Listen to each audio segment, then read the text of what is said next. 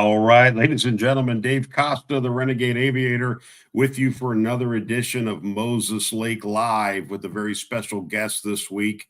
And boy, I look fuzzy on camera, don't I? Well, that's good. That makes me look even better than normal. We're going to get kicked off here real soon, but look down below my name. There's a discount code. It says Father's Day, because Father's Day 2024 is the Moses Lake Air Show. 15 and 16 June, go to moseslakeairshow.com and get your tickets, and you're going to save 10% if you just type in Father's Day in the code. And that's for any of the tickets. That's for the general admission, the VIP parking, man, they got all kinds of stuff. They got the Dragon's Lair, all kinds of stuff, the Bomber Club and the VIP drive-in zone. So that 10% discount, Father's Day, is going to get you into the Moses Lake Air Show. And I'm going to steal a line from Jordan. He's probably smiling in the background.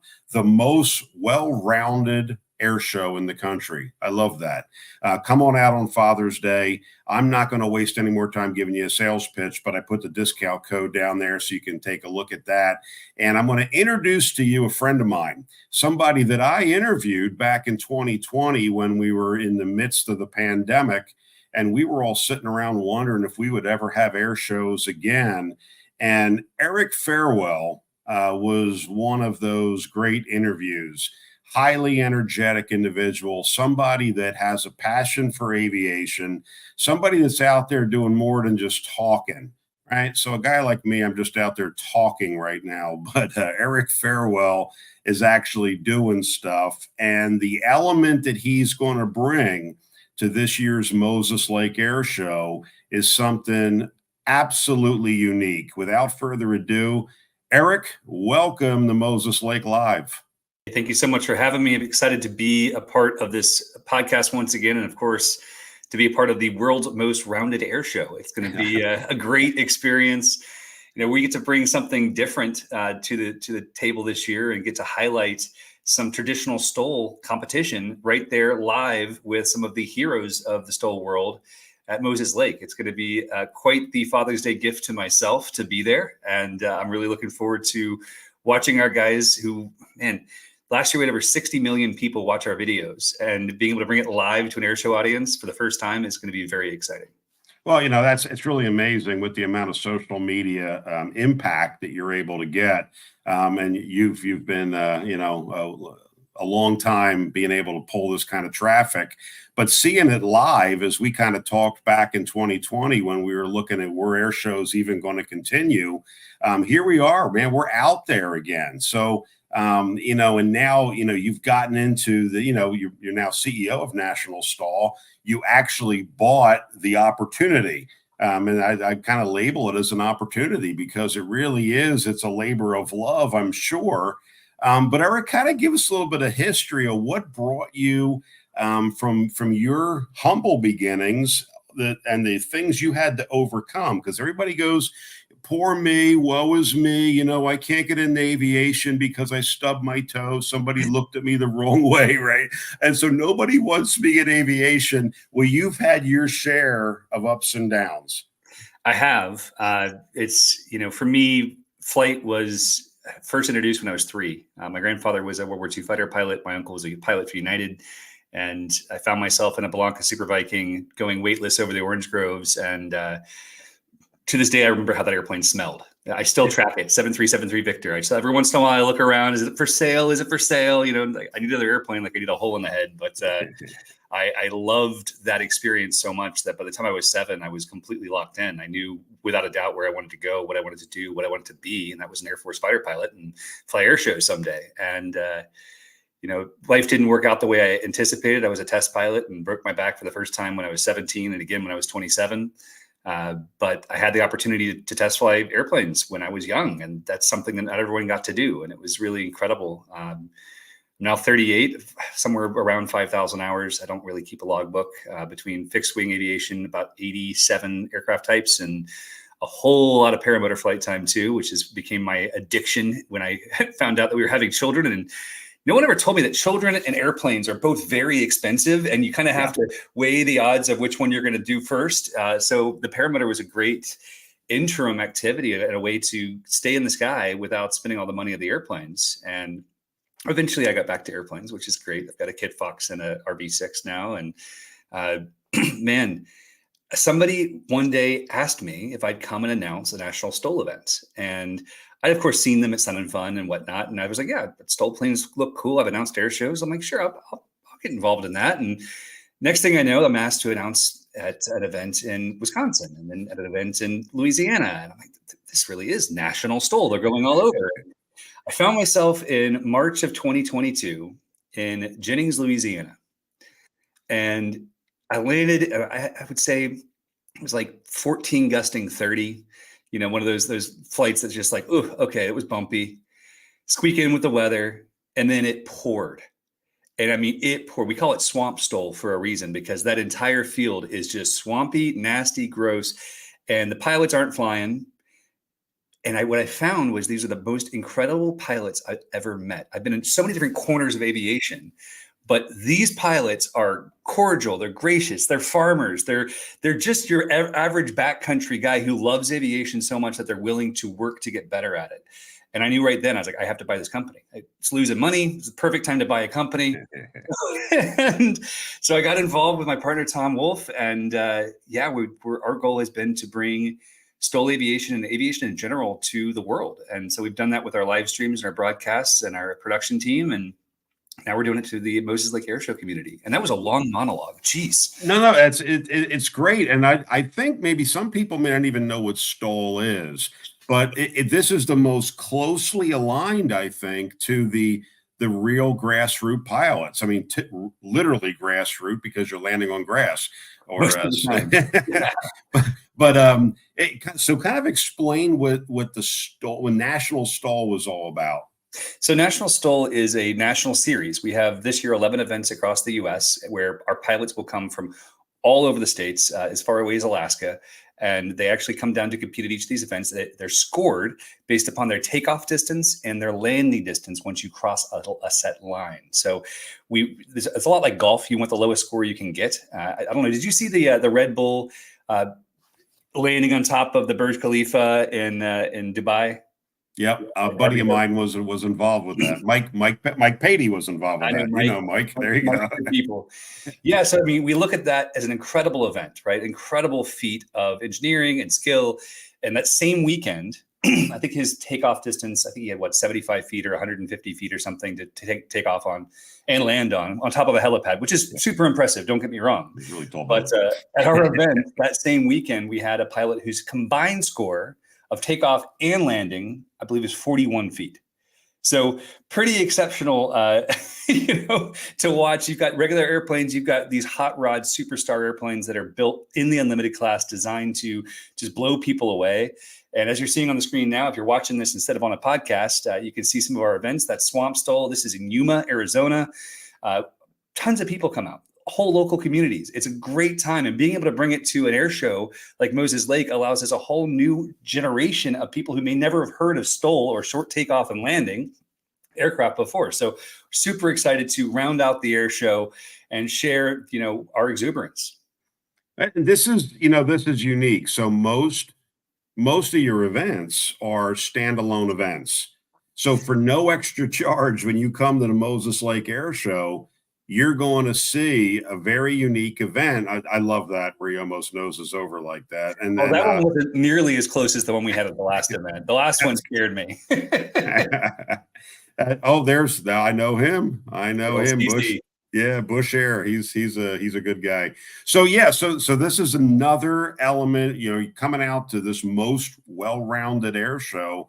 You're going to see and be able to meet and talk to these pilots and be able to ask them about their aircraft with people. Not that air show pilots are prima donnas, but you know what I'm saying. Dave Costa, I don't know.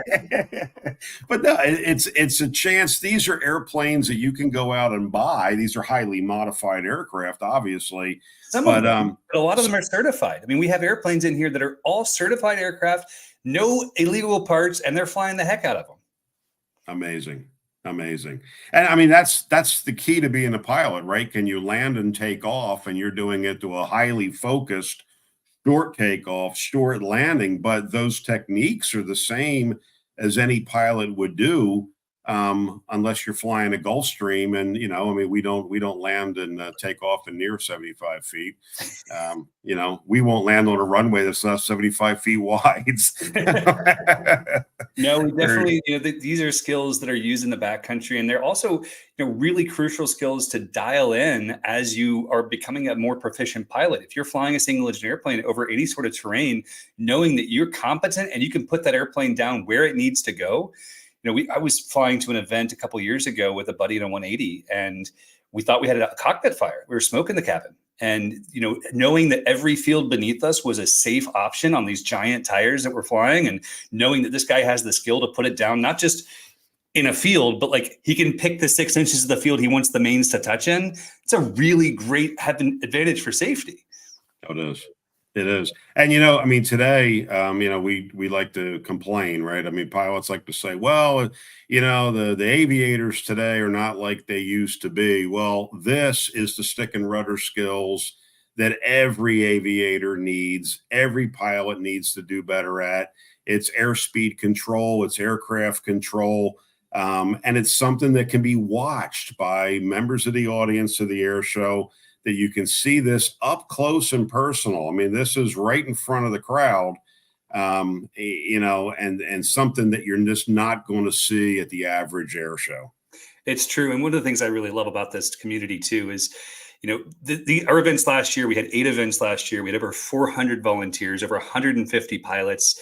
These events come together because we all believe in them, and we all get excited about what could become more, right? What else can happen next?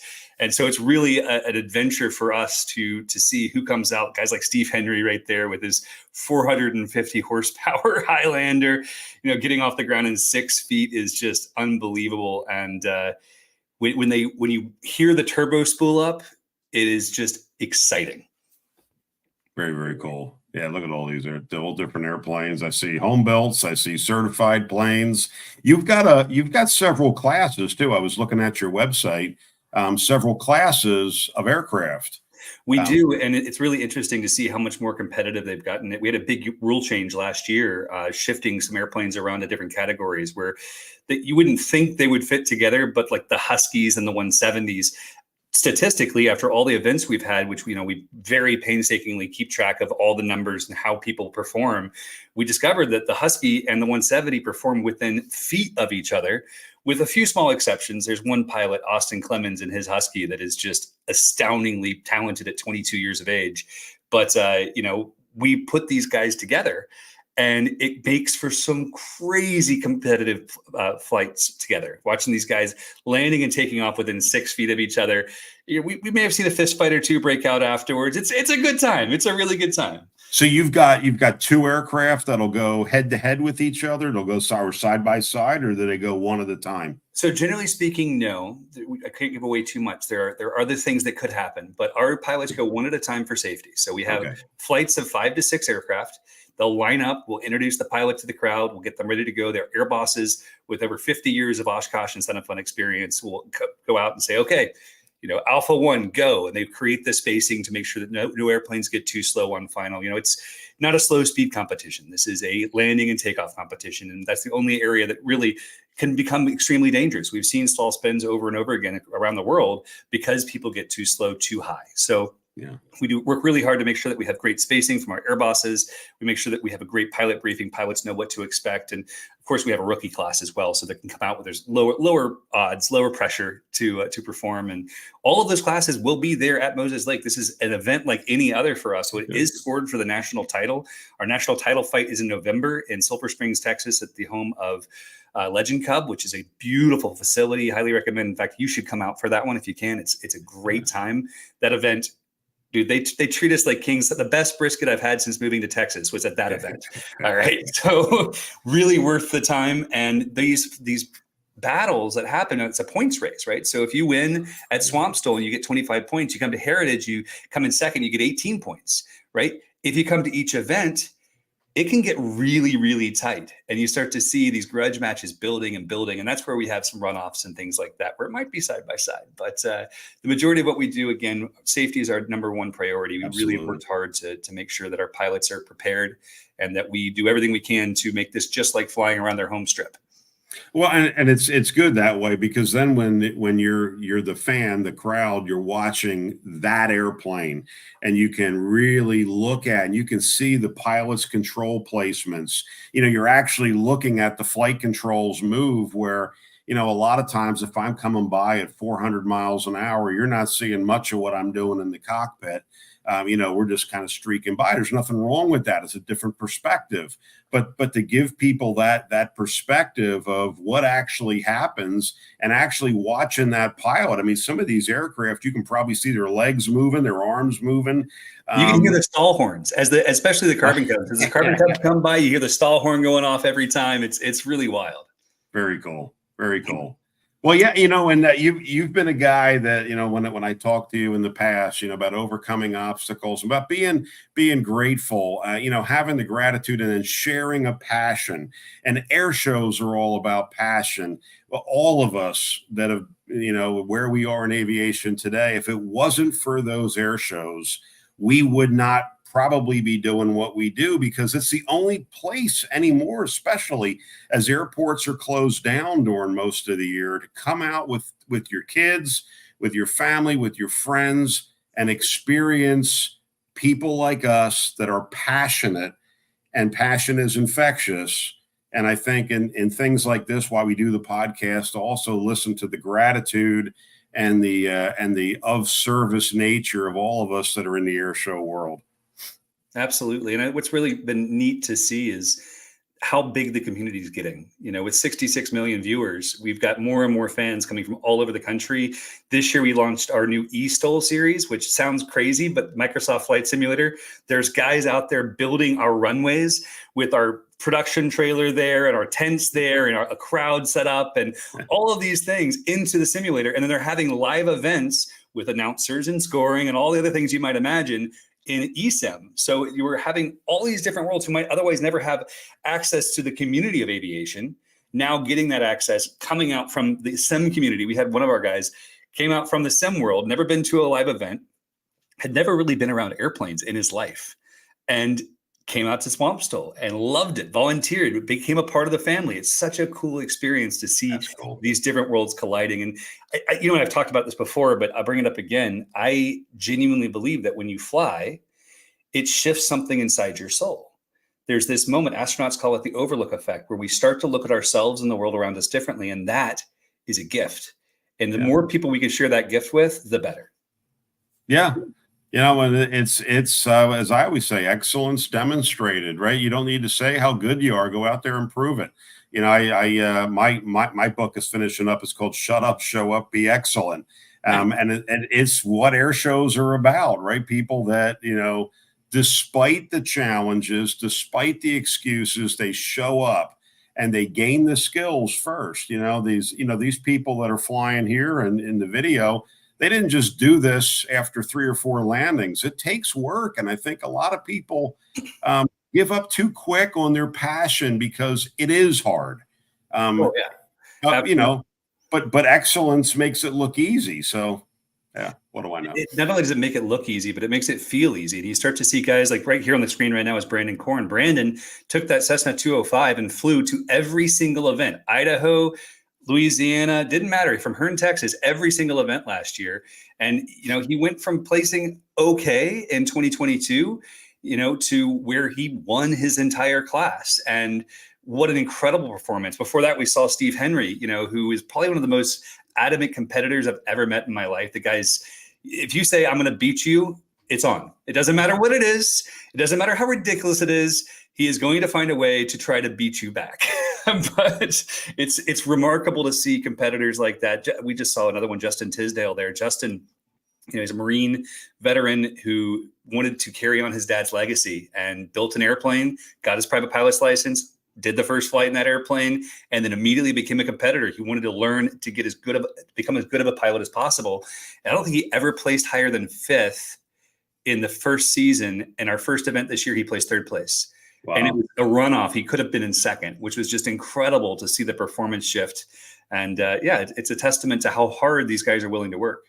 So I've got a question coming through on my end here, and they're asking, so is there a height they need to reach? So as we're watching the video, it sounds, I'm interpreting the way he worded this question, but do they have to reach a certain altitude and then land?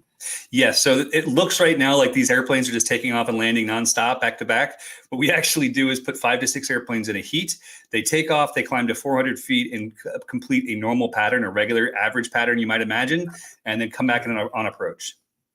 Okay. Okay. Excellent. So you Yeah, got a lot of activity going on at once. That's really good. we do. So there's a constant. Frequently. Right on. Right on. So again, you're not going to see that normally unless you come out to the Moses Lake Air Show or come out to a national STOL event. I mean, people can come out to any of your events, right, Eric? They absolutely can. We have events all over the country this year. We're really excited to share this with more locations than ever before. We keep growing the series. Our intent is to bring this to as many people as possible. What you're seeing on screen right now is actually a television show that we're producing that we'll be hopefully sharing with some massive audiences. We've got some great filmmakers who've been telling the stories of our pilots, not only during the season, but also in the off season as they're upgrading their airplanes, changing engines, getting new props, all the things that competitors do to try to get better and perform even more. So it's been quite the adventure to see for sure. And again, I can't thank our volunteers enough. You see Karen Flannery there. She's tirelessly working probably 60 hours a week, even in the off season, making sure that these events go off without a hitch, including Moses Lake Air Show, which we're really excited for. It's going to be a great time. And I want to say this too. I don't think that any of these pilots have ever gotten to fly STOL in front of billions and billions of dollars worth of Boeings before. So I'm super excited to see the backdrops. The videos are going to be sensational. People have got to be posting and tagging National STOL when you guys are there at the event. Make sure we get to see everything because it's going to be a wild ride. It really will. Yeah, and that's the diverse nature of an air show is not just one type of airplane, many different types of airplanes. And you mentioned something that I want to bring up. You mentioned the volunteers. So, there's so many people that might, for whatever reason, not be able to fly an airplane, but that's no excuse not to be part of your passion. So it's the volunteers, it's our crew chiefs, it's the people that help you out, help me out, help out at the air shows. It's a synergy that goes on in the background that a lot of times I get onto my soapbox. A lot of people sit back and they want to have things done for them, and then there's the other group of people to say one way or the other we're going to make it happen. And it starts with, a lot of times I tell people, if you don't have the money, you don't have the experience, be of service and volunteer and be of service. If you can't find a role model, be a role model. And I mean, we see them, and that's why I love air shows so much, because it's not personal development in your face, but it's right in front of your face. So. It's true. It's true. And the more involved that you can get in your community and in these local air shows, come out, ask to volunteer. There's lots of opportunities. I'm sure Moses Lake has volunteers as well they probably need a bunch. So make sure that you check that out and reach out. And thank you guys all so much for the opportunity. I'm really excited to share this little sliver of aviation that I adore, because I promise you will too. That's great. Outstanding. Eric, as always, it's always great to talk to you. And ladies and gentlemen, get your tickets now, because, we are doing this so you can see some of the behind the scenes stuff. But you need to show up at air shows. We need to show up, be excellent. It's Father's Day. Your dad hates ties. No dads wear ties anymore. And all the really cool dads want to be at air shows. So if you don't have a dad, go find somebody else's dad. And bring them to the air show. They can bring their moms and kids and everybody else, and use the code Father's Day, and you're going to get a 10% discount at the current ticket price. So right now, the tickets are cheaper than what they're going to be as we get closer to the show. So it's a bonus for everybody here that's watching us. Go to nationalstol.com, take a look at all their videos. You'll see Eric out there. You'll see everybody out there. We're all going to be there shaking hands, having a good time. I'm just glad to see you guys coming out. I mean, this is going to be fun. It's going to be an honor. And I just want to give a shout out to Moses Lake for this as well. Because if you actually look at everything that's coming in, from military demos to RC invitationals, I mean, it's going to be a wild weekend. Lots of cool things to see and to experience. And if this is your first air show, prepare to be impressed. Yeah. It's, Moses Lake pulls from hundreds of miles away. So it's a very, very unique location. It's usually great weather, big, long runways for guys like me. And you guys need, you could probably land sideways on my runway. So it hasn't been done. Yeah. You could probably land shorter than some of the RC models, I would believe. I would believe that as well, especially if they bring out some jets. Those things are cool, though. I love watching them fly. And I have to admit, I may or may not have a fixation with YouTube crash videos of RC planes. It's something about it. It's fun. No one's getting hurt, right? It's fun to watch. That's right. That's right. Well, outstanding, Eric. This has been great. Please, stay in touch. I'll look forward to seeing you there. And since we're in the same city, maybe we'll run into each other while I'm here. So, I traveled a couple thousand miles to be right next door. Gotta love it. Right on, ladies and gentlemen. Well, there we go. You're going to have National STOL at the Moses Lake Air Show. Cool graphic. I love the dragon in there. Whoever did that artwork, that's really cool. It makes a great t-shirt. June 15th and 16th out at Moses Lake. And come on out and see us. Use the discount code Father's Day. Like I said, military RC models, cool stuff. But today we're focused on the real deal, the aviators that are flying short takeoff and landing aircraft. You're going to see up close, live, and in person. Eric, once again, thank you very much. My pleasure, brother. Thank you so much for having me. I look forward to seeing you in person. All right. See you.